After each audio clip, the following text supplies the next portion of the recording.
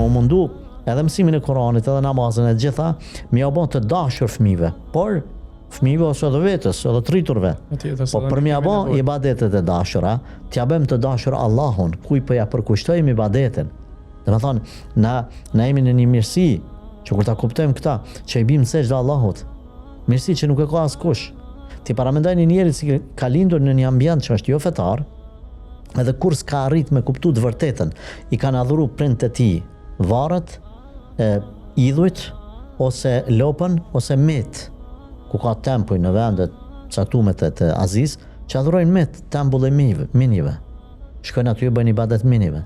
Dhe ti kur e sheh këta, edhe kur e sheh ambientin ku të ka kriju Zoti, ka zgjedh ty, më kanë prej atyne që e adhurojnë veç një Allah, që s'ka shoq.